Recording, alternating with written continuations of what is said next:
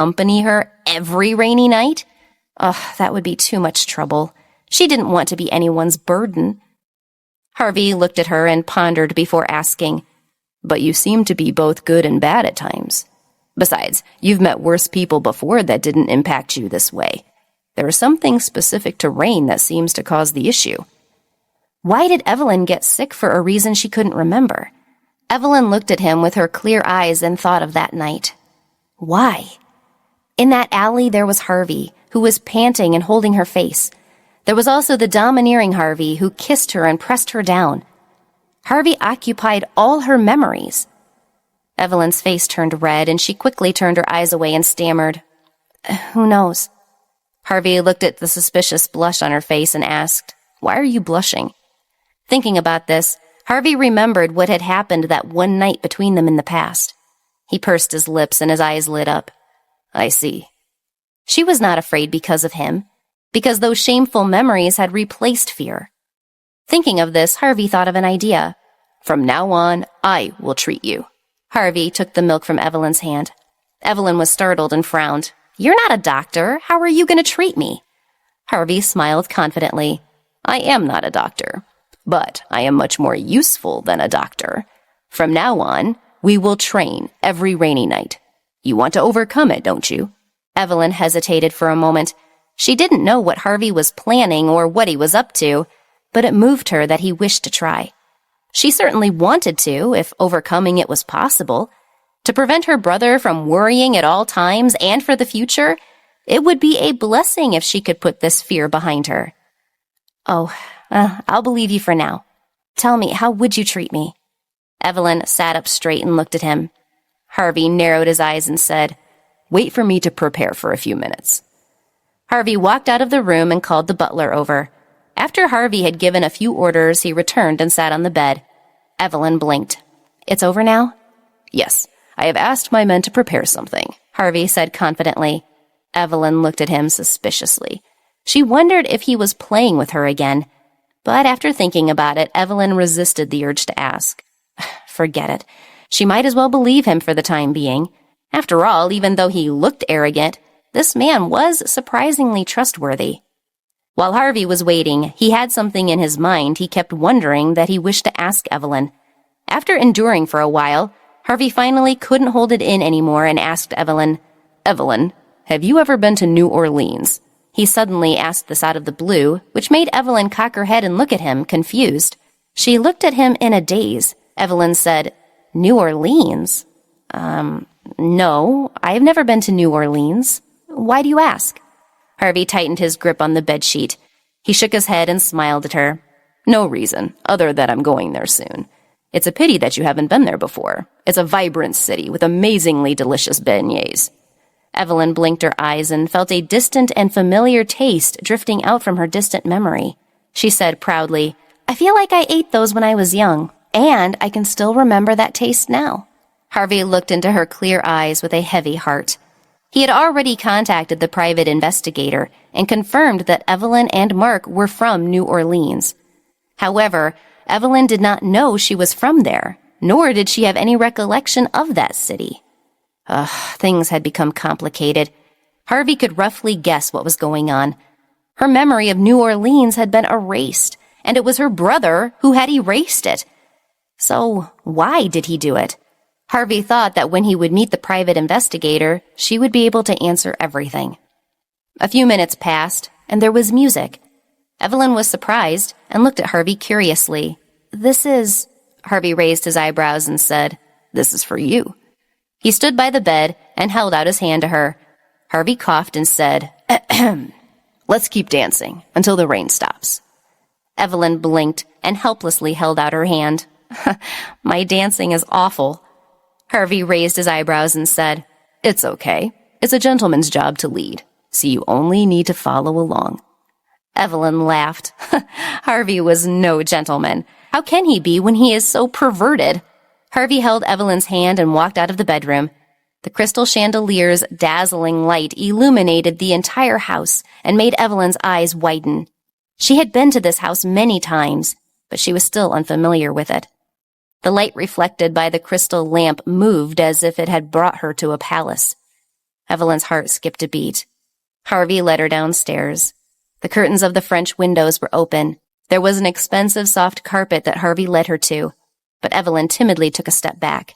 The rain outside the window kept hitting the floor-to-ceiling windows. She didn't dare to go near them. Harvey held her hand tightly and curled his lips. "It's okay. Just leave it to me. Just trust me." Evelyn bit her lower lip.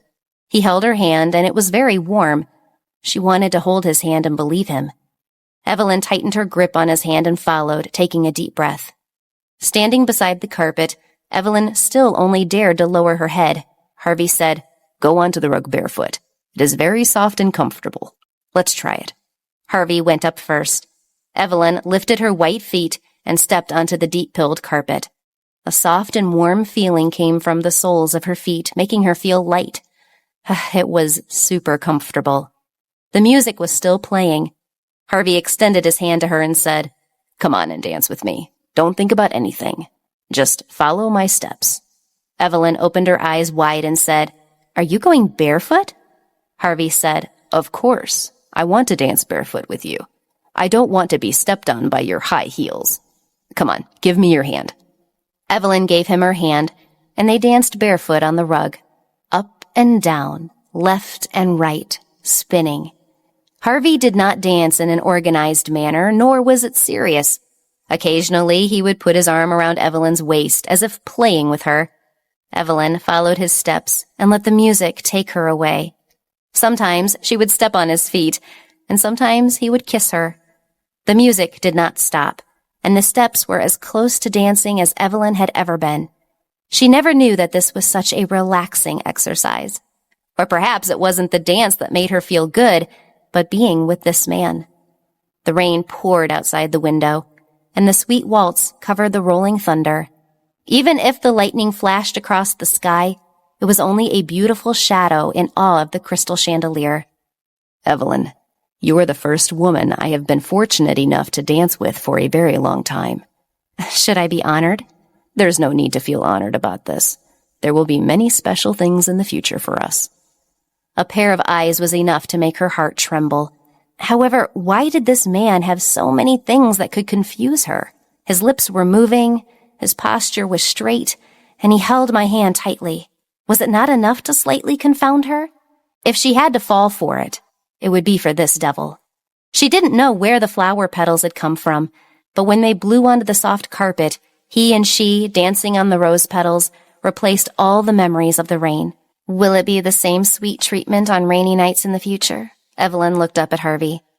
Harvey looked at her misty eyes and gorgeous red lips. His heart skipped a beat, and he bent over to lift her chin. Harvey said, "It will only be sweeter. How about it? Will you accept that every rainy night from now on, you have to come to my side?" Once she agreed, she would be shackled. She would be trapped in this castle before the rainy nights arrived. "I want to get better as soon as possible, so I have to be treated," Evelyn murmured. It was another extremely stubborn excuse. Evelyn was always so dishonest, but it did not matter. Harvey just liked the words she spoke and smiled with satisfaction. "Good girl." Harvey lowered his head and kissed her on the lips. He then pulled her into his embrace.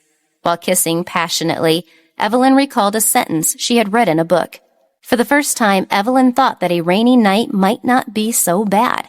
At least she had an excuse to meet Harvey on rainy nights.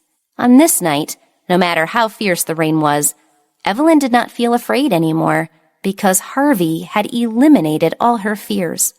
She did not feel scared. She only thought she would drown in this sweet kiss and music. Let's go on like this until I forget all my fears. The two of them rolled onto the bed without thought. After making love again, Evelyn fell asleep from exhaustion.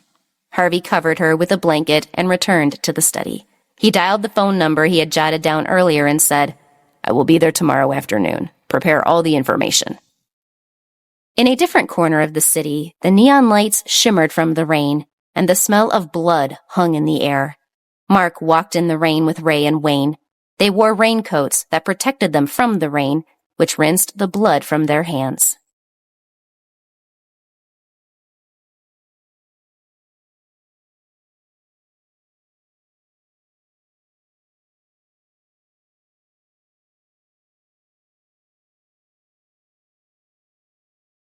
Episode 142, Harvey Kneels. Whenever it rains, Mark is in a bad mood. In the night, Mark pursued his target, his eyes cold to the point where there was no emotion in them. Madman, Quinn muttered, sitting in a car far away outside the banquet hall. Norman sat next to him. He was here today to join in the fun, but now he regretted it. The smell of blood in the air made him uncomfortable. Norman tried his best to stuff a few candies into his mouth. He said, "Mark's a little scary. I don't know what he's been through, but he looks like a cold-blooded monster. By the way, didn't you find out that he's from New Orleans?" Quinn nodded and said, "We did find out, but we haven't been able to find anything else. Besides, I don't want to provoke him. He is a complete lunatic." "I agree. Please don't provoke him." Norman nodded. It would be a big problem for such a cruel man. Although Quinn had lost $10 million, he would treat it as losing money to eliminate the threat looming over him. Now, all Norman wanted was for the night to pass quickly so that he could go home. Evelyn got up from the soft bed at dawn. Sunlight came through the window. Harvey's figure stood at the window and turned to her. "Good morning. The storm has passed. Today is a sunny day." Harvey's form was dazzling. She could not tell if he was shining or if it was the sun. Evelyn raised her hand to cover her face slightly. After getting used to the light, she smiled and said, "Good morning." The rainy night had passed, and today was a new day. Harvey looked at his watch and said, "Get up. It's time for breakfast." Evelyn nodded, got up, put on her clothes, and walked out. When she went downstairs, a young man suddenly ran into the living room and shouted, "Cousin, are you here? I saw something big last night. I have to—" Before he finished speaking, he saw Evelyn and was slightly startled. Of course, the person who came in was Norman. Evelyn was scared when she saw him.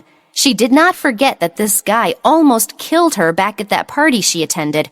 Her legs suddenly lost strength, and Evelyn immediately slipped down the stairs. "Hey, be careful," Norman said. "Grab the handrail."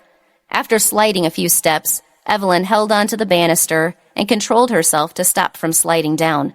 The pain from her ankle made Evelyn almost cry. "Oh, it hurts. Why did such a terrible thing happen on such a sunny day?" "Hey, are you okay?" Norman rushed over to check on Evelyn. Evelyn was so scared that she said, "Stop! Don't come over here." When Harvey came out, he saw Evelyn sitting awkwardly on the stairs. He looked down and saw Norman standing at the bottom. Harvey frowned. "What happened?" Harvey looked down at the scene on the stairs and wondered if Norman had played a prank on Evelyn. Evelyn fell to the ground and looked at Norman with squinting eyes. Norman felt wronged. He had come here early in the morning because of last night. He thought that Harvey would be interested in what he had seen. Norman quickly spread his hands and defended himself. "Cousin, I didn't do this. She fell by accident. I tried to help her, but she wouldn't let me." Evelyn looked like she had seen a ghost when she saw Norman. She didn't know how to react. Evelyn's ankle was in so much pain that she felt like wailing aloud. The wound on her face hadn't healed yet, and now her ankle was injured. She was riddled with pain. Harvey walked down and bent over Evelyn to check her ankle. "Does it hurt?" he asked. Evelyn's lips trembled from the pain, and she nodded her head repeatedly. Harvey took a closer look and said, "It's okay, it's just twisted, and we can get that wrapped up in no time and apply ice." After Harvey finished speaking, he carried Evelyn downstairs and put her on the sofa. He called the servants to get the first aid kit. Norman leaned over and put his head close to the couch to talk to Evelyn. "We've met before. My name is Norman. Why do you look so wary when you see me? Last time you were not very friendly at the party, but you still smiled at me." Evelyn was furious. He has the nerve to mention the last meeting? She almost died by his hand during that party. Harvey soon understood why Evelyn suddenly fell and hurt her foot. He looked at Norman and said coldly, "She hasn't forgotten what you did at the dance last time, right? You were the one who almost killed her, and now you want a friendly smile?" Norman stuck out his tongue at Harvey, then said to Evelyn, "I'm sorry. It was Grandma's order at that time, and I couldn't do anything about it. Besides, I also helped my cousin ruin his engagement party." After bringing the first aid kit over, Harvey half squatted down to apply the bandage to Evelyn's foot. Norman's eyes widened when he saw this. My God, are pigs going to fly? The dignified CEO of the cage company is kneeling to aid a woman? Harvey gritted his teeth. This is a half squat. She is injured. I can't do anything about it. Shut up. After hearing what Norman said, Evelyn finally realized how shameful their actions were. Her foot was on his leg, and he was half squatting as if proposing to her. Her face turned red, and Evelyn shyly pulled her foot back. I'm fine. I'll apply it myself. Don't move. Stay here. Harvey stopped Evelyn, unhappy when he saw her kick away from him. This woman's face was still not healed, and now her foot was injured. She was always clumsy, often covered in wounds. Was it possible to keep her tied to the bed every day and not allowed to go anywhere? That way she wouldn't hurt herself. Evelyn looked at Harvey, carefully applying the ice pack to her injury. She bit her lower lip and stopped moving. His long fingers touched her sweetly. Evelyn felt pain and blushed. Norman's beautiful blue eyes rolled, and a sly smile appeared on his face. Norman suddenly hooked his arm around Evelyn's neck and said, Miss, can you forgive me for what I did last time? I will not do that kind of thing to you anymore. I promise I have learned from my mistakes. Harvey couldn't take it anymore and snarled, Norman, if you keep causing trouble here, I will cripple you by removing some of your toys from your home. Harvey and Norman argued for a while. Evelyn couldn't take it anymore and decided to go home. Are you sure you want to go back like this? Harvey stood in front of the car and pressed on the door. You can stay here for as long as you want, and I can take care of you. No need. I want to go home. It will be fine tomorrow. I want to go back and prepare for the competition, Evelyn said. She felt sorry for Harvey. She had stayed here twice. The first time she met the Cage family, she was beaten. The second time, she was injured. She had the feeling that if she stayed here any longer, she would be buried here. I'm sorry, Harvey, but I really can't stay here any longer. Harvey heard that she was going to prepare for the competition. Thinking that he was going to New Orleans this afternoon, he finally nodded and said, All right, in that case, be careful on the way home. Okay. Evelyn nodded as she got in the car for the driver to take her home. After Harvey sent her away, he returned to the house. Norman was sitting on the sofa in the living room eating snacks. Harvey looked at him with a dark face. What are you doing here? I'm very busy. I need to go to the office right now. Since Zach wasn't here today, he had to make arrangements before he could leave the city later. Norman heard this and stuffed the cake into his mouth. He clapped his hands and said, I thought you'd be interested in the news I have. I am pretty sure you have not heard it. Harvey had already started putting on his suit. He asked absent-mindedly, What news is worth coming here to tell me? Yesterday, Quinn and I went to see the head man from the Hamilton group take care of the people who caused trouble at Quinn's place. The scene was very bloody and violent. Harvey raised his eyebrows. Why are you talking about this? Norman pursed his lips. Why are you always so cold? At least listen to all that I got to say.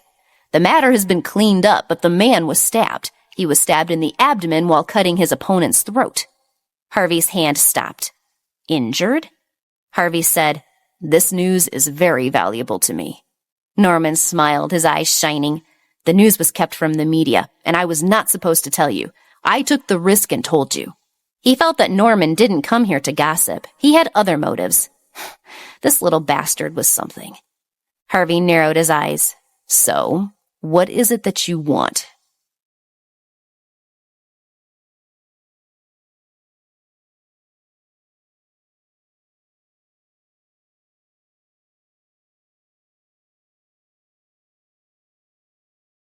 Episode 143, Zach's Dilemma. Norman tilted his head, blinked, and said seriously, For me, anything that can make my sister happy is worth taking the risk. Cousin, I will leave my sister to you. Although I am developing my career and reputation now, my reach is still not enough to stop my father. The only person who can help my sister is you. I must protect her and protect her happiness no matter what. Harvey was startled. He looked into Norman's pure eyes and sighed. This guy is a little animal, so adorable and yet so lethal. He's so cute that I can't bear to refuse any of his requests. Harvey held his head high as he put on his necktie. Is that all? It's a small request.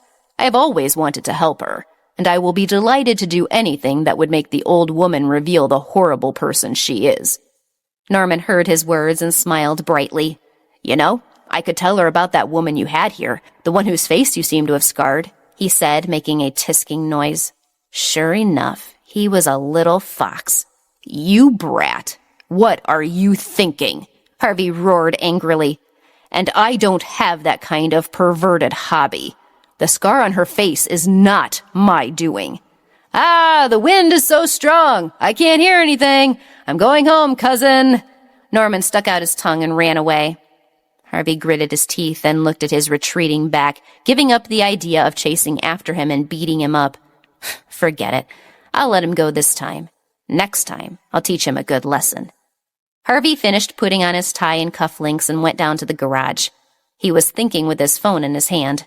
The guy was injured, so it would be easy to confirm if he was Mark or not. He just needed to make a phone call. Harvey did not know why he had to find out everything about Evelyn and Mark. These things had nothing to do with him. He even felt that it was better not to know about them, because as far as he was concerned, as long as Evelyn was by his side, he would be okay. There was no need for him to delve deeper into other matters. Why did he want to understand, know, explore, and go deep into her business? Harvey didn't know what was wrong with him. He couldn't control himself. The phone rang for a long time before Mark picked it up. Hello, is that Harvey? Harvey smiled and said, Yes, it's me, Mark. Are you free tonight? I want to race you again. I'm sorry, I have something very important to do tonight. I can't go. Let's meet another day, Mark replied. Harvey sighed regretfully and said, how about next week? I don't have anything to do at night. I can race you any night that works. I'm sorry, I'll need at least a month to free up the time. I'm still a student, so my studies fill up my schedule. If I have the time, I'll contact you. Well, since that's the case, we have to wait to find a convenient time. Harvey hung up the phone and was now sure that he was injured. His deduction and time calculation fit almost perfectly with an abdominal injury. Mark was Richard Glenn. Harvey had known this for a long time. This call was just a test, so Harvey wasn't surprised. He was just a little solemn. Evelyn didn't know about this matter. Mark had concealed all of this from her. This kind of thing was something that the innocent Evelyn couldn't bear. Evelyn would be scared out of her wits. It was understandable that he did not dare to say anything. But why did he take this path? Harvey had to think. This brother and sister were bizarre. The two of them had changed their identities. The brother had tampered with his sister's memories. Evelyn did not know they were from New Orleans and thought she had always lived in New York City. Why did he have to cover up the past so thoroughly? What exactly was there he didn't want her to know? Also, he had always suspected that Mark and Evelyn were not biological siblings. He always felt that there was a world of difference between them. Harvey knew that he would find out about these mysteries when he got to New Orleans in the afternoon. However, what could he do even if he knew? Whether it was good or not, now that the arrow was already on the bow, he had no choice but to release it. When he arrived at the company, Harvey made arrangements and called Zach before going to New Orleans. Zach picked up the phone and said, Sir, I was just about to call you. My mother is fine. I can come to work tomorrow. It's okay. I'm going to New Orleans in a few hours. You don't have to rush to work. Stay with your mother, Harvey said. No, it doesn't matter. I will be back tomorrow and visit after work, Zach said. Harvey thought for a moment and did not stop him. He said, Then make the arrangements. Don't force yourself. Harvey hung up the phone. He looked at his watch and walked to the VIP door. Zach hung up and sighed. His mother was fine, but the problem was the relationship between them. The illness was not serious, and his mother was as self-disciplined as he was, so she had always been in good health. This time, she was sick and hospitalized, probably because of his resistance to her trying to settle him with that blind date. And now the two of them were still at odds because of what had happened. The phone rang again. Zach saw it was Raquel. He quickly picked up the phone and asked gently, All okay? Zach, is your mother feeling better? Is she okay? Raquel sounded worried. Zach quickly comforted her. She's fine. It's just that her stomach isn't feeling well. It's acute gastric inflammation. It's not serious. You don't have to worry. Raquel hesitated and said, Zach, has your mother forgiven us? Can I come to see her? Zach paused and said in a low voice, I'm sorry. My mother still doesn't accept our relationship, but it doesn't matter. I believe she will eventually accept it. It's just a matter of time. Don't worry, but don't come here. I don't want you to be in a difficult position." Zach didn't want Raquel to come. It was easy to imagine what kind of scene Raquel would be subjected to if she came. He wanted to give Raquel nothing but happiness, so he did not want his mother to create animosity. "Ah, I see," Raquel said. "It's okay. We'll take our time. What about work? Are you going to take some time off? I know it's tiring to work and care for your mother." "I will go back tomorrow morning and return to the hospital later. It's okay. You don't have to worry about me," Zach said to Raquel and hung up the phone. Zach sighed deeply and turned around. He returned to the hospital room. When his mother saw him, she said coldly, "You still haven't left? Hurry up and leave. I don't need you to take care of me. I won't accept you as my son until you break up with her." What will be Zach's decision? Will he choose Raquel and risk offending the Cage family? Or will he leave the person he had loved for years for the sake of the only family he has?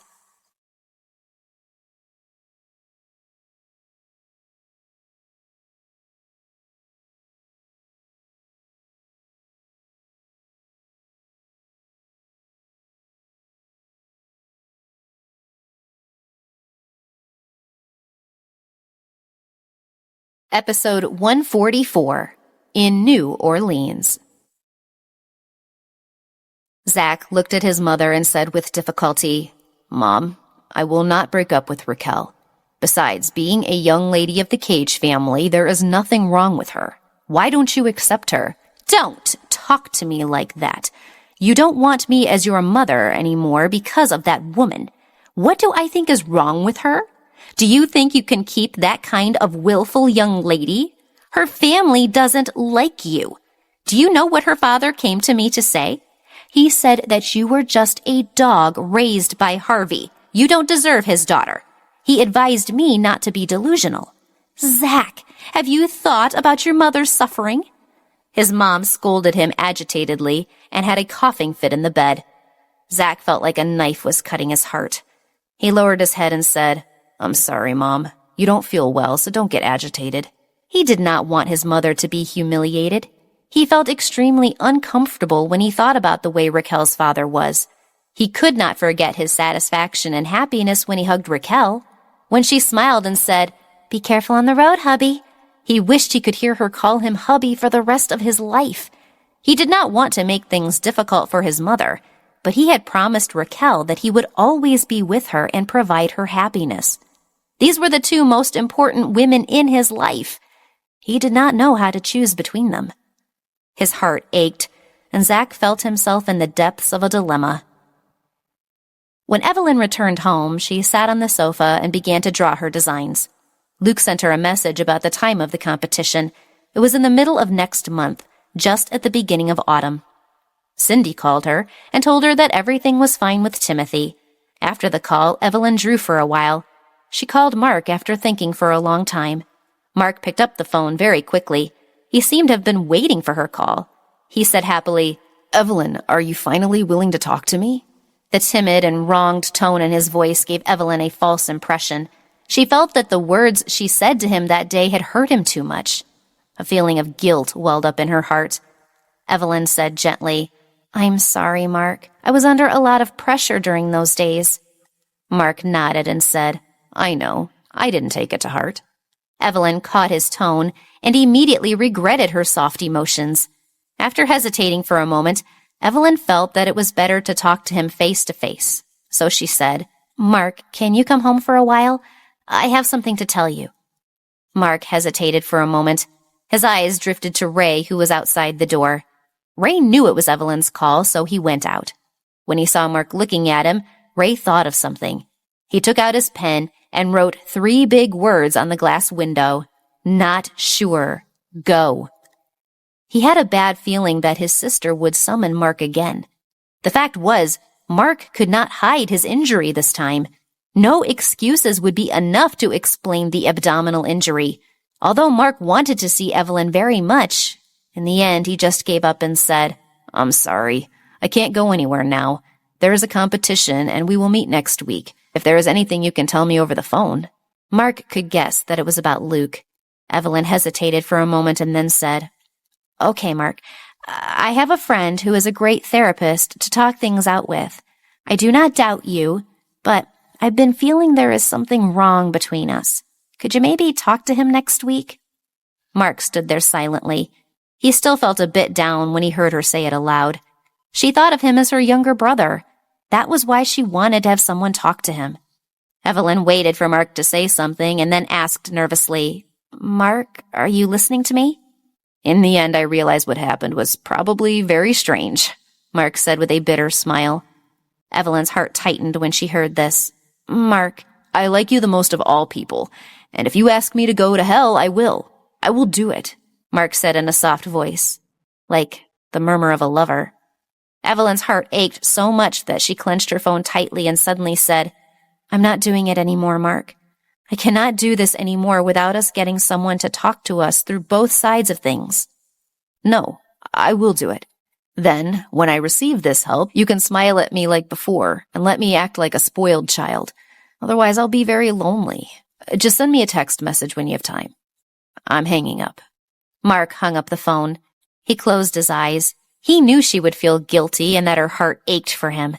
He could guess her reaction. Mark raised the corner of his lips and smiled.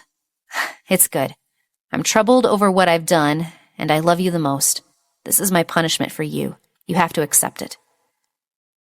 New Orleans and New York City had completely different styles and general vibes. Harvey got out of the car and went inside the Bourbon Orleans Hotel in New Orleans. He checked into the presidential suite and opened the curtains. Harvey was not familiar with the small drawings and advertisements outside the window. He took off his suit and untied his tie before he poured a glass of whiskey and looked at his watch. They'll be here in half an hour. Harvey didn't like to wait for others, but he would have to wait this time. Harvey felt an indescribable emotion standing in front of the window and looking down at the city. Was this where Evelyn lived? Which street did she go to school with her bag on her back? What kind of life did she lead every day? Harvey wanted to know about a life that even Evelyn had forgotten. This was the first time he wanted to know everything about a woman so badly. Time passed between Harvey and the whiskey and the scenery of New Orleans. The doorbell rang, and Harvey hurried out of his bedroom. He walked to the door and opened it. The young driver outside the door was surprised to see him. "Mr. Cage, you are here personally?" Harvey nodded and said, "I don't always like to use other people for my personal business. Let's go." Frances Harleton did not expect Harvey to come in person. She was a little surprised, but she quickly entered her professional mode. All she cared about was money. Harvey cut straight to the chase after entering the office and sitting down. "Don't worry about the money. Just give me everything you found out. I don't care much about money, as I never spend it on anything. Let me see if your information is valuable enough to spend some of that wealth on you."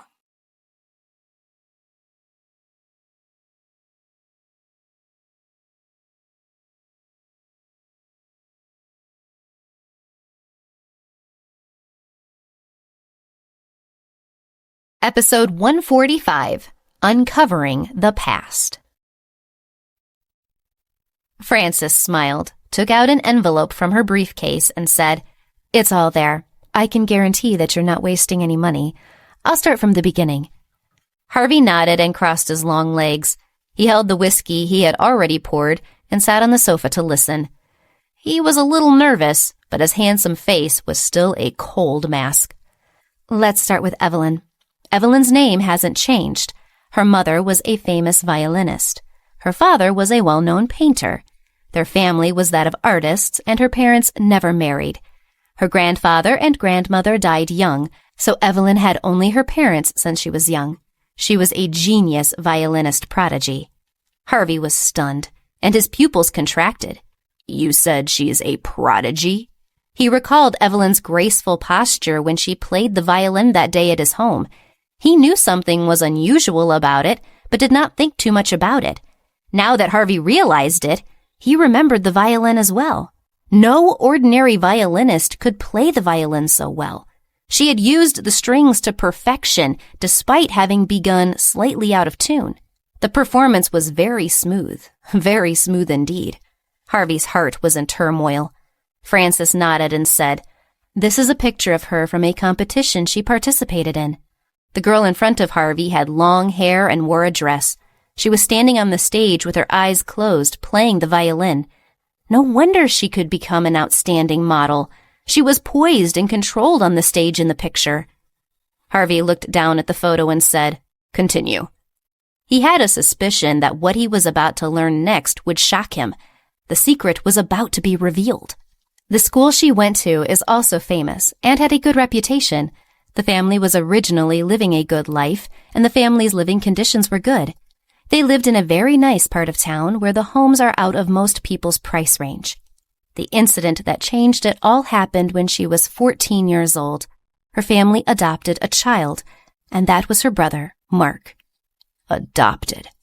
This time, Harvey's voice slightly sank. Frances was puzzled. You didn't know Mark was adopted?" Harvey's expression turned sour. Although he had considered the possibility, he had nothing to prove his suspicion. Evelyn had never said anything about it, and all their information was fake. In that case, the two of them were not siblings at all. That kid was a stranger. Harvey said, "Go on." Frances continued. After the child came, the four lived harmoniously for more than a year. But after a year and a half, Evelyn's parents died in a car accident. Evelyn survived and had a complete breakdown. Many of her parents' previous sponsors came to find her during the funeral and proposed compensation for the financial losses. Some people wanted to adopt a genius violinist like her, but she was completely unable to play the violin because of her trauma. Then suddenly the house caught fire one day, and the two children disappeared. Harvey clenched his fist. How old was Evelyn then? She was not even 16. A 15-year-old child had to bear this kind of thing? His parents had died, but some people with significant power were still forcing him. Harvey hated those people. He wished to drag them out and torture them, giving them a taste of despair. Harvey clasped his hands tightly, and his emotions leaked out unintentionally. Frances was shocked and quickly called him.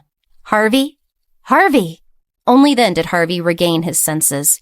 He glanced at her and took a deep breath. He should not have revealed his emotions in front of outsiders. After regaining his cool, Harvey opened his thin lips. "What about her brother? Did you find anything?" Harvey thought the disappearance of the two children and their reappearance in New York City should have something to do with the Hamilton group. If it weren't for the Hamilton group, Mark wouldn't have to keep himself and Evelyn alive in a strange city. Frances nodded and started on Mark's information. His original name was Marlin. He changed his name to Mark when he entered the Peddle family. His early life was more difficult than Evelyn's. His mother was a young lady from a mafia family, but she fell in love with his father, a lawyer. So she left the organization without hesitation. His parents had a sweet family, and she hid her identity and links to the mafia family. His parents were very happy until his father was involved in a terrible crime and was killed because of it. Unfortunately, the kind of people his father tangled with also got rid of his mother. After that, Mark was adopted, and then, of course, he and Evelyn ended up in New York City. At that time, he entered a group home for foster children. That was the only part of the story that was public. By all accounts, he is the grandson of a powerful family. Harvey hated such a heavy topic. Initially, he thought it was better not to know about these things. However, he had never thought about how bad the situation would be. But now he understood that knowing these things was indeed very bad. It even made him feel regret going into all this, knowing all this. He did not come from a good childhood. He thought that after all these years, his heart must have become cold. But what was that trembling that came from the bottom of his heart now? In his eyes, Evelyn seemed to be different. She had a good pedigree and was accomplished and sweet as the woman he knew today.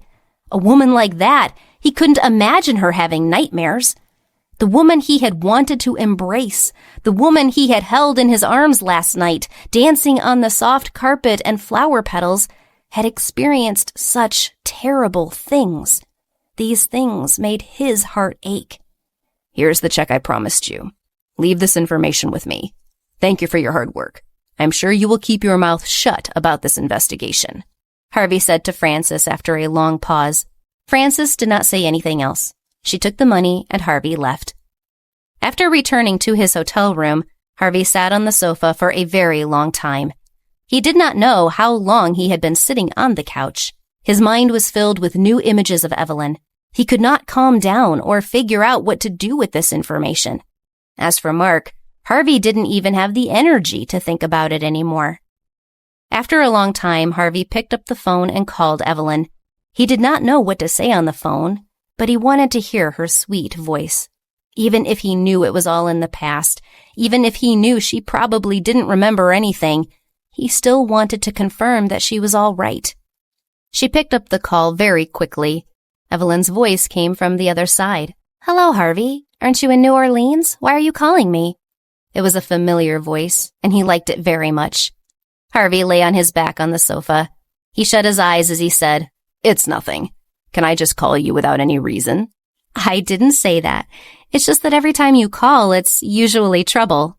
"Really? Is it very troublesome? But you always answer it," Harvey said, curling his lips. "Of course, I have to answer my phone calls."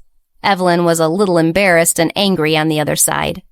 Harvey's thin lips lightly spat out. "Evelyn, do you know what I want to do now?"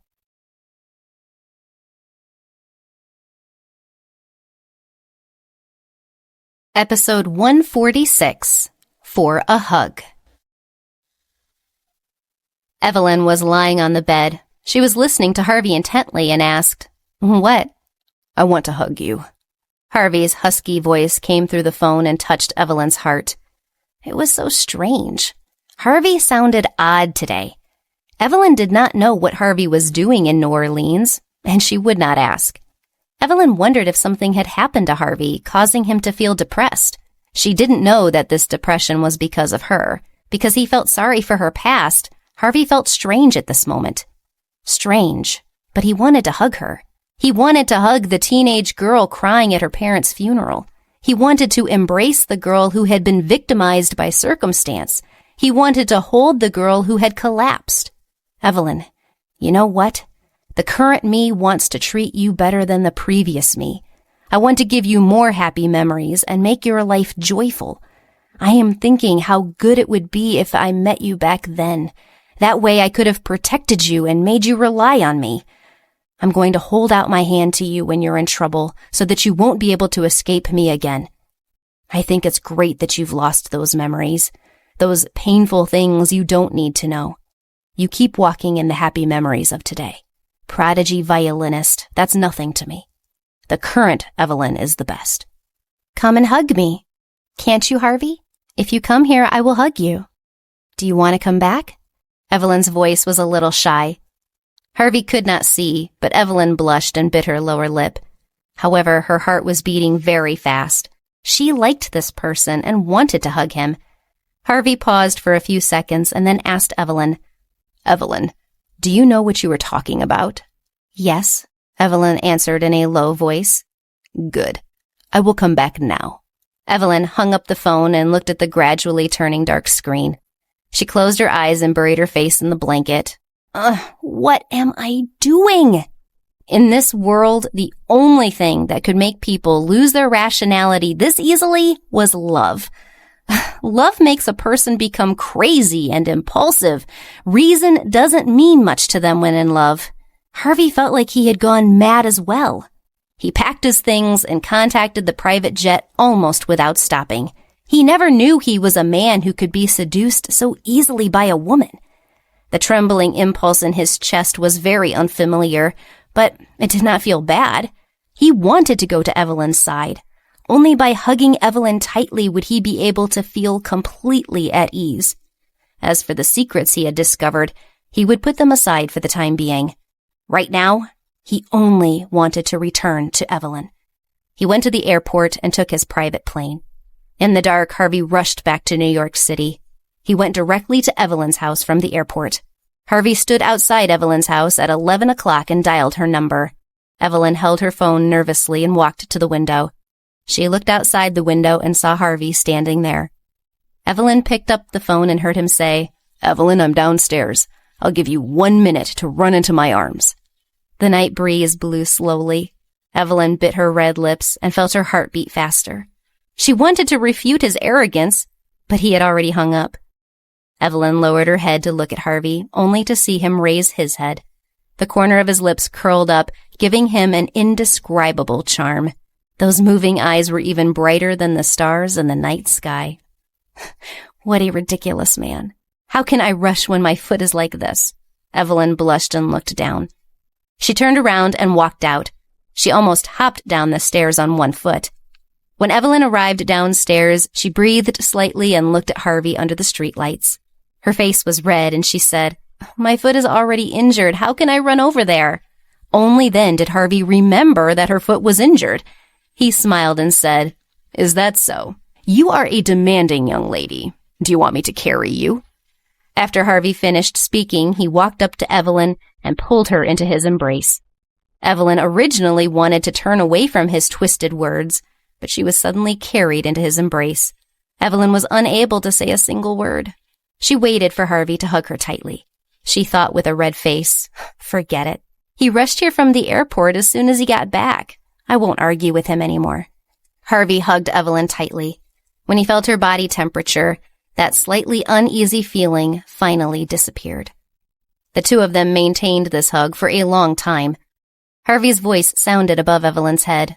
"It's getting late." Evelyn was in his embrace, and her face was completely red. She said in a muffled voice, "That's right, it's getting late. You've finished hugging, and you can leave now." "I was brought here by a driver from the airport. The driver has already left, so I have to stay here for the night," Harvey said. Evelyn stuck her head out of his chest and said, "You can still go to a hotel." Harvey smiled and rubbed her hair. "What are you talking about? You want me to stay, right?" This woman was good at ruining the mood. Harvey was satisfied with her silence.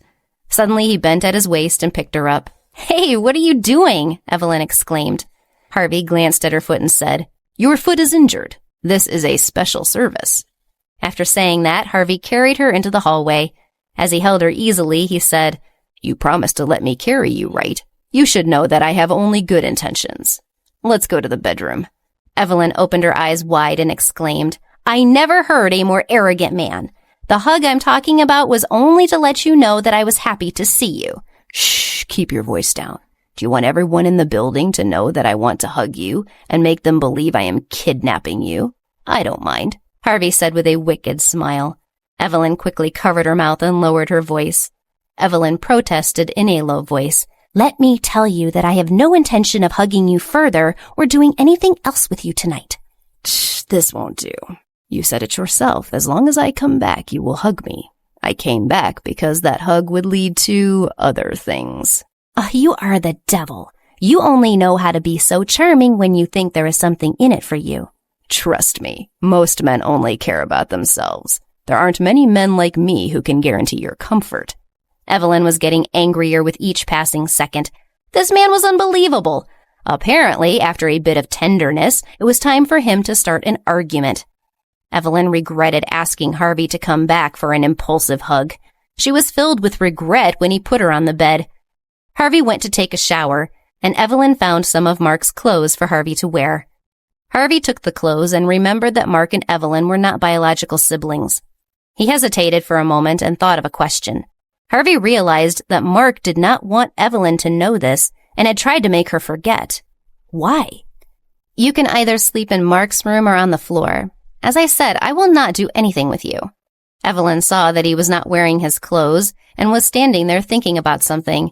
She folded her arms across her chest. Harvey looked at her and licked his lips. "Tisk, you look so assertive when you act like that. I could put that to good use." "What did you say, pervert?" Evelyn blushed. Harvey sighed. It was true that he came here today just to hug her. He put on his clothes and said, "Forget it. Let's not do anything tonight." Evelyn's eyes widened in disbelief. "Really? Are you sure?" Harvey walked to the edge of the bed and pulled off the blanket. He laid down on the bed and said calmly, "If you quietly lie in my arms, I will not do anything. Or are you looking forward to what I will do if you misbehave?" "Who's looking forward to it? Stop being so cocky," Evelyn snorted coldly. After thinking for a while, she lay down and rolled into Harvey's arms. Harvey hugged her tightly. Her petite body fit perfectly in the crook of his arm. Evelyn also felt very comfortable in Harvey's arms. The feeling of being hugged by someone you like is always good. Moonlight spilled in through the window, and neither was in the mood to sleep. Harvey played with Evelyn and asked, "Evelyn, I still don't know what happened when you were young. Tell me about what you remember from when you were a child." Evelyn blinked her eyes and muttered, "Why are you suddenly asking me about my childhood?" Was Harvey preparing Evelyn for the revelation? Will Evelyn finally learn about her obscure past and the reason behind the haunting visions?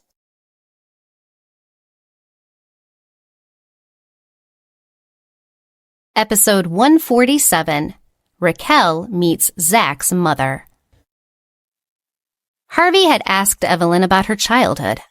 After hesitating for a bit, she thought about it and recited a few things about her childhood.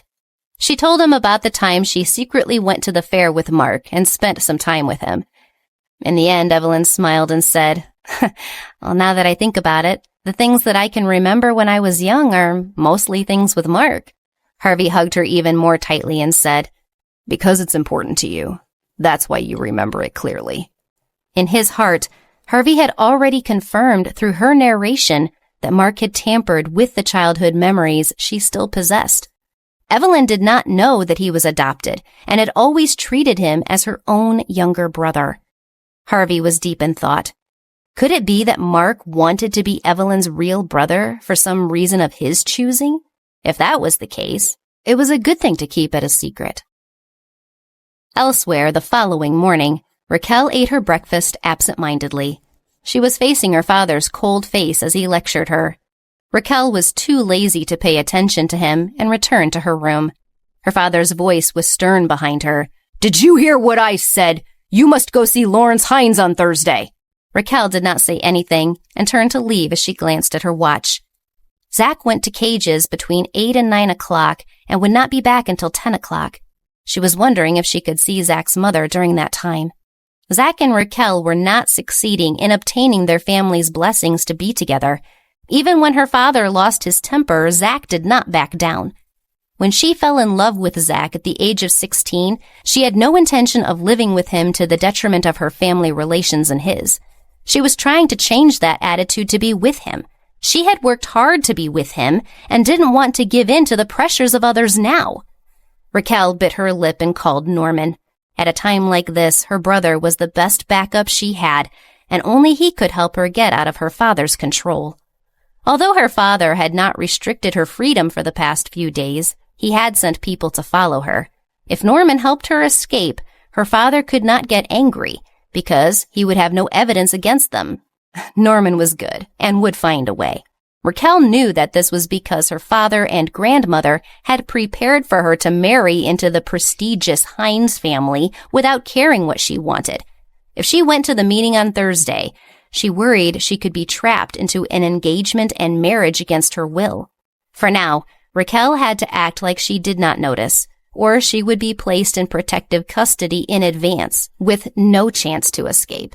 She wanted to behave for the next few days, but Zach's mother was in the hospital, and Raquel needed to visit her, no matter what. She called Norman on the phone. Under Norman's arranged disguise, Raquel arrived at the hospital around 9 o'clock with a small gift in her hand. On the VIP floor, Raquel knocked on the door and entered the room. "Mrs. Givens, are you feeling better?" Raquel stood in front of the door, a little nervous. When Gina saw that it was her face immediately turned pale. She snarled, "What's wrong, Miss Meade? Why are you bothering an old woman?" Raquel carried the flowers to the lady's bedside. She said, "Mrs. Givens, I just came to see if you were well. Don't be angry. It was not Zach who asked me to come. I came here without telling him." "I'm allergic to pollen. Take your flowers away." She hadn't waited for Raquel to put the flowers in a vase. Gina's words immediately made the situation awkward.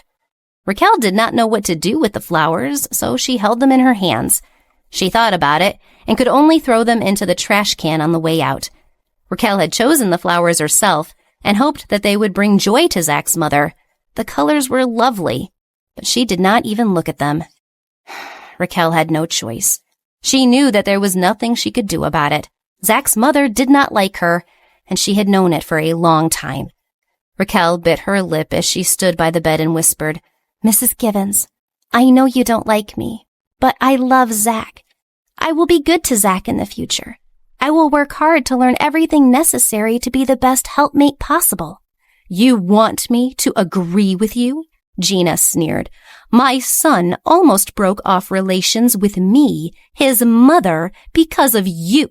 Why would I agree with a woman who destroyed the relationship between mother and son? Miss Mead, I ask you, please let my son go. Do you know how your father described him? He's just a dog raised by the Cage family. Everyone around me has said that my son is outstanding, but only your extended family looks down on him. You have money, power, and prestige, and mixing with Zach will only cause his ruin. Why do you have to come and harm my Zach? I ask you again, can you please let him go? Raquel's heart was pained, as if Gina had driven a knife into it. The mother of the person she loved repeatedly begged her to let him go. This feeling was tens of thousands of times more bitter than swallowing actual poison. Raquel's face had already started to turn pale, but she still stood there with her head lowered. She said with difficulty, I'm sorry about my father, but Mrs. Givens, I like Zach. I like Zach very much. Please, let us be together. Don't you understand what I'm saying? You will only harm him if you stay with him. Your family will bully him. Do you think you can ignore everything just because there is love in this world? Gina asked furiously. I won't agree with you guys. You can leave now. As long as you two are still together for even a day, I will think that Zach is not my son. Raquel bit her bottom lip in pain. She didn't want to cause Zach to lose his mother, which pained her more than not getting the approval she sought. Raquel's heart ached when she thought of Zach's gentle smile. He always carried everything by himself. She didn't even know that he had gotten into such a mess with his mother. She loved him the most. How could she bear to see him and his only family in this state? Taking a deep breath, Raquel suddenly knelt. Gina immediately widened her eyes and looked at her angrily. What are you doing? Don't come here and play your games. Raquel said, If you do not give your blessing, I will not marry Zach. I have liked Zach since I was 16. Maybe I have always been young and irresponsible in your eyes, but I really love him. That will not change now or in the future. I want Zach to be happy. You are Zach's only family. He looks cold and strong on the surface and seems to handle everything well, but I know that he is sad due to your treatment of him. If you do not treat him as a son, it will cause him so much pain. I beg you not to do this. I am the one who bothers you. If you want to blame someone, blame me. Please reconcile with him. I will not marry Zach. If Zach gets tired of me someday or wants to marry someone else, I will take the initiative to leave. Please agree to this for his sake. I want him to be happy, just as he wants me to be happy. Gina looked at Raquel, kneeling on the ground, and was speechless. After a long while, she turned her face away and said coldly, Get out. I don't want you here. Get out. Raquel stood up and leaned over. Rest well. I will leave as you ask. Raquel left the ward. She did not know that Zach had been standing in front of the door ever since she entered. He just stared at her retreating backside when she came out. Will Raquel's insult by his mother put Zach's dilemma to rest? Will he choose Raquel over his family without any further hesitation? But Raquel had promised Zach's mother that she would not marry him until Gina gave them her blessing. With their families against them, will they ever have a happy ending?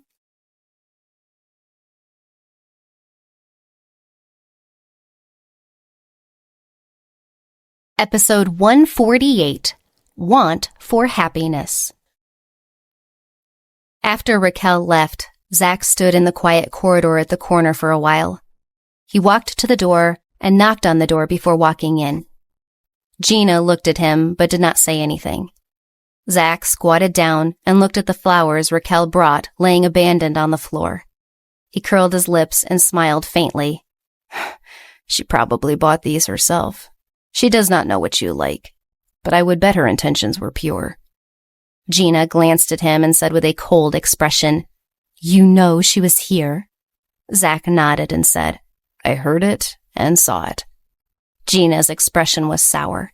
She clenched her fists under the blanket and said, "I did not make her kneel. She suddenly knelt down. I will not fall for her begging." Zach stood up and walked to his mother with his head lowered. He sat down in front of her. The room was silent, except for the occasional beep from a machine. Zach took an apple and peeled it.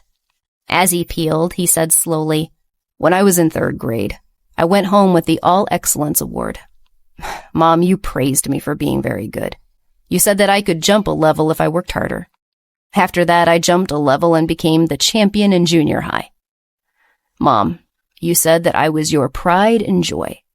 You said that my future would be limitless as long as I worked hard. Later, when I went to work for the cage company, I was not the level of assistant I am today. Again, you said that if I worked hard, no one could stop me from becoming the best. For so many years, Mom, you pushed me to work harder. Did you ever think to ask me if I was happy?" Gina's hand was clenched under the blanket as she said with a trembling voice, "Everything I did was for your happiness. Now that you've grown stronger, you feel that I'm no longer thinking about your happiness, right?" Zach began to cut the apple after peeling the skin. As he sliced, he said, "When I was in the 3rd grade, I was bullied for a semester because I was younger than my peers. It took me half a semester to learn how to protect myself. In my 2nd year of high school, someone attacked me. My ankle was injured and it hurt for 2 weeks. I could barely walk. I had to be taken care of by a private nurse at the school. When I entered the company, I was supposed to be a low-profile outsider. There shouldn't have been any problems, but I was too well known for that same incident. The older generation of the Cage family pushed me out of the company. I almost lost my life. Harvey saved me and taught me how to survive in this world." Gina was so shocked that she was tongue-tied. She didn't even know about these things. Had these things actually happened to her, Zach? She thought about the past and couldn't remember if she was with her son when he was injured or sick. No, it wasn't about whether she was with him or not. It was about how she never realized that her son had been injured or bullied. No, it was impossible. That meant that she had never been there when he was sick and injured. As the mother of this child, how could this be? "Why didn't you say anything?" Gina asked in a trembling voice. "Every time I looked at you expectantly, hoping that you would ask," Zach said. "Mother, all you have always asked me was to work hard. If I work hard, I will be fine. But the one who saved me and taught me how to protect myself is Harvey. And the one who makes me feel happy is Raquel. Mom, you are my only family. I just want to be a little happier. Why would the person closest to me deny me that?" Zach stood up and said, putting down the apple, "I'm going home. I wanted to ask my mother for forgiveness. But now I don't know what kind of forgiveness I should ask my mother for. I don't know what I did wrong." He could no longer understand. He was only in love with someone and wanted a happy life with the person he loved. What did he do wrong? Raquel was only trying hard to get his mother to accept the two of them, but when his mother refused, Raquel made the same choice as him. They both didn't want the person they loved the most to get hurt. This was the same attitude Zach had when he faced Raquel's father. Because he loved her very much, he did not want her to be hurt because of him. This feeling was the same as Raquel's, just like his mother was the same as Raquel's father, unwilling to understand. Gina looked at her son's despondent expression and felt a wave of actual pain in her heart.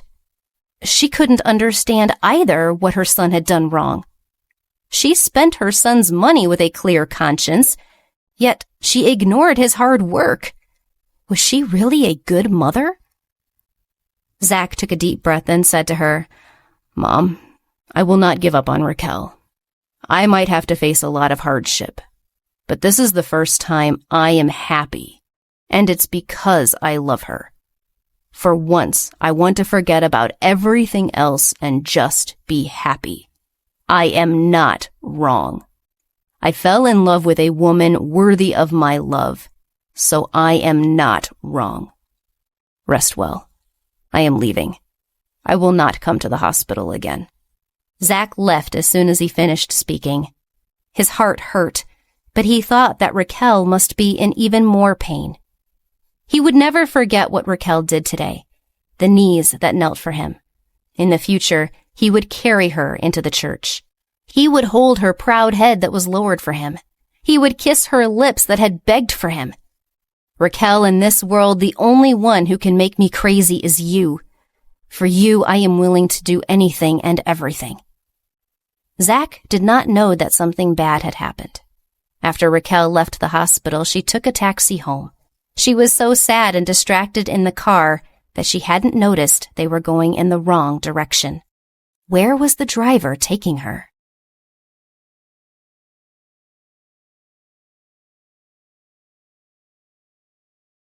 Episode 149, Raquel Gets Kidnapped. When the road became less and less like the path to her home, Raquel realized something was wrong. She deliberately kept an eye on the driver, pretending to be playing on her phone. Raquel called Norman. After a while, Norman answered. Raquel said nothing. Raquel asked the driver, "Sir, where are we going?" The driver did not speak. Raquel knew that something was wrong and immediately pulled the car door. The door was locked. Raquel had strong hands. She reached forward and grabbed the driver's neck. "Stop the car or I will break your neck!" "Miss Raquel, please don't be rash. I am not a bad person. I am only here to pick you up according to Mrs. Cage's wishes." "Grandmother? Stop the car!" The car stopped by the side of the road. Raquel asked sternly, "Grandma asked you to pick me up? Where are you taking me to?" Raquel's phone was in her inner pocket, so Norman could still hear. The driver looked at her in the rearview mirror and said, "You should ask the people outside. They know better than me." At that moment, 5 or 6 black cars stopped outside the taxi. 7 or 8 people got out of the cars, walking to her side as the driver quickly unlocked the doors. Raquel cursed silently. When one man bent over to take her, Raquel let go of the driver and kicked the man. "Where exactly are you taking me? Speak clearly or don't even think about taking me away." On the other end of the phone, Norman listened nervously, not daring to make a sound. If someone found out about the call, they would both be in trouble. He had to hang up the phone as soon as he heard where they were going. It was already too late to rush to the rescue now. Since Grandma sent these people to kidnap Raquel, she would most likely be escorted into the old residence soon. The man saw that Raquel was resisting and did not dare to hurt her. He immediately spoke to her. "Mrs. Cage asked us to bring you to your fiancé's house. Please cooperate with us." "Fiancé? I don't have a fiancé!" Raquel was enraged and struggled to get back in the car. Raquel tried to get to the steering wheel but failed. The men dragged her out of the car again. Raquel could not overcome 8 men who had received professional training. Norman hung up when Raquel shouted to let go of her. Norman held the phone in his hand and hesitated for a moment. He could not call Zach for the time being. He had to confirm this matter first. His sister didn't have a fiancé. If this was his grandmother's plan, his father knew about it. He had to trick his father, so he decided to hunt his father down. When Raquel arrived at her destination, she was shocked. The Hines family? She had not agreed to the marriage her father was brokering. Why would she be delivered here? What exactly did her father and grandmother plan? Could it be that the fiancé they just told her about was Lawrence Hines? She certainly did not agree to that at all. "Let go of me! Why should I be brought to the Hines family? Why aren't you letting go of me?" Raquel was pulled out of the car and dragged towards the Hines family house. She resisted while shouting angrily. Lawrence watched the entire thing go down with a smirk as he had waited for this for a long time.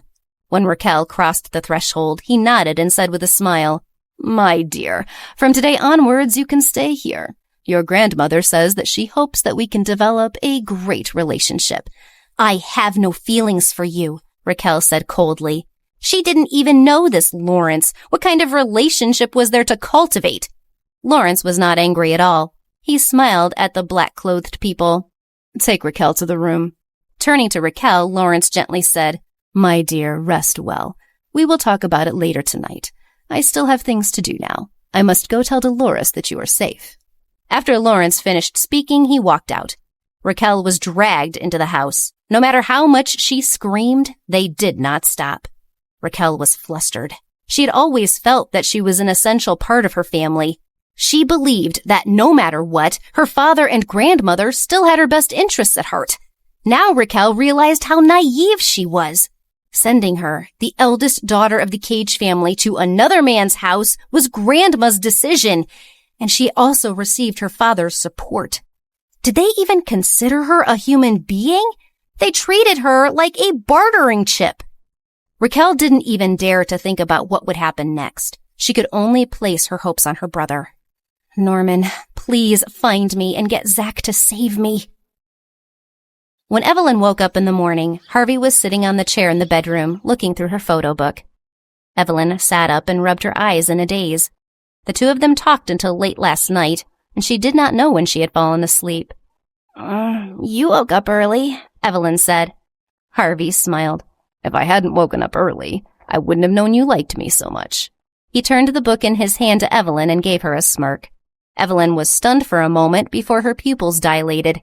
That was the photo album she used while designing, but Harvey had found it. "Why are you randomly rummaging through other people's things?" Evelyn blushed as she crawled out of bed.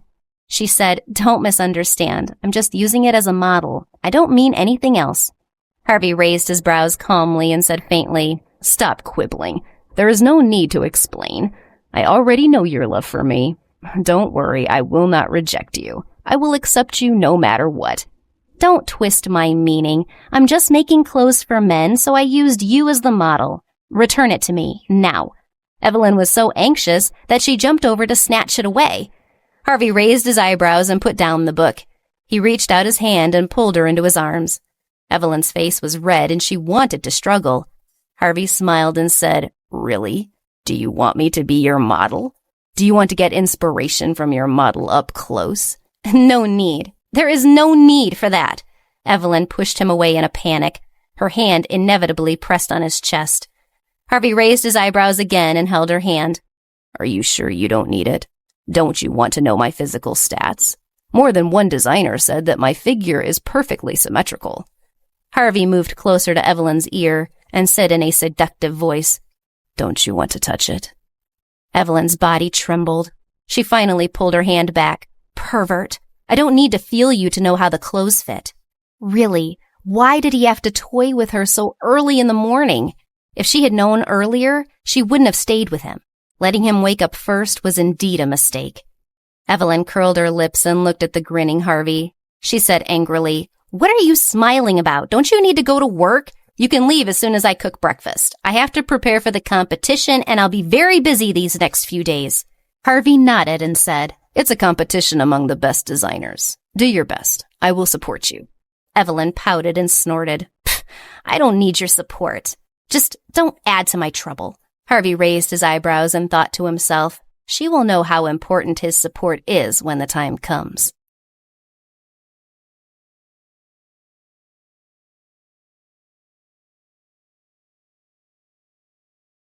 Episode 150, Dolores's Decision. Evelyn went out to cook, and Harvey followed her out of the room. He had thought for a long time last night, and finally decided to investigate something essential regarding Mark. He was in a dilemma. He did not want to let Evelyn go. He did not want her to remember those sad things. So he needed to know Mark's intentions. If he was really just an ordinary brother. If that was the case, he could rest easy. Even if he were the leader of Hamilton Group, he would not say anything about his existence or his dangerous identity. But Harvey had to protect Evelyn if Mark's purpose was not simple or his motive harmless. This was his woman. Things weren't that hard to find. Now that they knew Mark's true identity, everything about him became easier to investigate. Harvey was not worried. He took a few more of Evelyn's photos from the photo album and walked out of the room. After breakfast, Harvey walked out and stood in the doorway, turning to caress her cheek. You have to work in designing for the competition. Understand? Evelyn replied unhappily. I know. I've been swamped recently and distracted, so please stay away. Harvey raised his handsome eyebrows and said, You will miss me if I don't show myself once in a while. Be good. Don't make things difficult for yourself. Don't twist my words. I am not in a difficult situation. I need to gather my inspiration so I won't be meeting you. Evelyn stuck out her tongue at him. Harvey pinched her cheek and said, Don't worry. I will find ways to harass you. You don't have to provoke me like this. You. Evelyn was speechless. There was no time to engage with him. Next month is the competition. It's not easy to make clothes sets in that amount of time. Evelyn had already decided to focus her time and energies behind closed doors on the effort. She and Alex had also confirmed when the new commercial would be filmed next month. She's really busy. When Evelyn closed the door, she could not help but mutter, Don't show up here anymore. When Harvey returned to the company, Zach had also gotten to work. The day was unusually peaceful, but the night was about to be eventful. They were caught off guard by the story Norman was telling them the minute they got in the office. What? You said Raquel was kidnapped and brought to the Hines family? Norman sat on the sofa in Harvey's office and seriously looked at Zach and Harvey. Yes, my sister was stopped by Grandma's people on her way back from the hospital this morning. She called me and let me eavesdrop. Those people only said they wanted to take her to her fiancé's house. I couldn't be sure which family it was, so I went to ask Dad for help. In the end, I found out that she was taken to the Hines family. This was all planned by Grandma and Dad because of the business merger this situation would bring with it. Now my sister is at the house of Lawrence Hines, the eldest son who has agreed to the deal. Zach immediately panicked when he heard that Raquel was being held. He stood up and said anxiously, No, I have to go rescue her. I can't. Don't be impulsive, Harvey said coldly. I know you want to save Raquel, but have you thought about the consequences after you save her? Zach pursed his lips when he heard Harvey's reminder. If he were to rescue her impulsively, the consequences would be dire. He could be considered responsible for provoking the Hines family into going back on the deal with the Cage family. In the end, this matter would need to be resolved by Harvey as the CEO of the Cage Group. Zach hesitated. But it's too dangerous to leave Raquel with the Hines family. If I'm not wrong, your grandmother intends to force Raquel to marry that Lawrence. Norman shook his head sadly. Yes, but it might be worse than that for her. My father accidentally let it slip that he gave permission for Lawrence to consummate the deal any way he liked, he said, wrinkling his nose. I'm not fully certain the outcome here will be pleasant for her. Zach clenched his teeth and punched the sofa. What do they think Raquel is? Damn it! These people were Raquel's family, but they treated her as a bartering chip. Damn it! This was too hateful. Harvey was not surprised at all when he heard this. He smiled coldly and said, Is this your first day with the Cage family? Cold blood is the inheritance we all receive. Norman looked at Harvey pitifully and said, Cousin, help my sister. Think of something. Norman had a feeling that the only one who could think of a solution now was Harvey. He could play pranks independently, but he couldn't think of a reliable solution to something like this. Harvey crossed his arms over his chest and pondered. After a while, Harvey said to Norman, Let your sister live safely in the confines of that place. They will not mistreat her, and we will find a solution out here. Your sister is so powerful and skilled that those people will not be able to overcome her. You're her brother, and I've seen you twist people to your will. When the time comes, ask your father to take you to see your sister. Just listen to me about what I think we can do. All right, Norman replied obediently. Harvey looked at Zach and said, Raquel would rather die than have any relationship with this Lawrence. However, everyone who's part of this scheme believes it is set in stone. Zach lowered his head and thought for a while. His eyes flashed behind his glasses. The whole world will think that they are married. That's right. My family will want to use the media to report their engagement, Harvey said. We have to control it. As the assistant to the CEO of the Cage Group, I know you will not mess this up. I understand. I will intercept the report, but what should I replace it with? Harvey looked at Norman and said, This is your mission, Norman. Visit your sister and ask Raquel if she is willing to give up on being a member of the Cage family. If she agrees, I will take care of everything from there. Wait a minute. You can't do this. Are you asking Raquel to sever her relationship with her family? She would be out on her own without even our name. How can this be? That's too cruel. Harvey said coldly. A father who delivered his daughter to a stranger's home and a grandmother who forced her granddaughter into a marriage alliance. Do you call this a family? Zach, Raquel is the one who will make the decision. If Raquel decides to leave the family, you will be her family. Harvey went upstairs after he finished speaking, leaving Zach standing where he was. Norman blinked and suddenly said, Zach, don't think that this will change things for me. Even if my sister leaves our family, she will still be my sister. Nothing will change. It's just that my sister would become happier. Raquel was locked in a suite on the second floor of the Hines family mansion. She was free within the space, but a group of bodyguards was outside when she opened the door, and all the windows were locked. She couldn't run away. She couldn't find any hidden tools or anything like that. She had no choice but to sit on the bed and think in silence. Lawrence returned and impatiently went upstairs to find Raquel as the sky darkened. My dear, how are you finding your rooms here? Lawrence put on a smile. I want to go home, Raquel replied coldly. Lawrence said with a faint smile. This won't do. We can't let you go back before we complete the ceremony. This is your grandmother's decision. What are you daydreaming about? About our union that will bring our families together? That's not funny. Even if I have to die, I will not be engaged to you, let alone be married to you. So what if it is Grandma's intention? It's not my intention, and no one can change my decision. Raquel gritted her teeth. Why did everyone feel that they could manipulate her life as they pleased?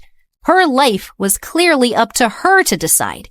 It looks like you still don't quite understand. Even though you're the eldest daughter of the Cage family, you're nothing more than a chess piece in a business alliance. Mrs. Cage said that the person she sent over was to marry into the Hines family. If you don't listen to her, I'll do whatever I wish to. When you're pregnant with the heir of the Hines family, you'll have to marry me, Lawrence said calmly. Will Raquel give in to Lawrence's threats? And if not, will Lawrence carry out his sinister plan and force Raquel to marry him? Will Harvey and Norman be able to rescue Raquel from the Hines house?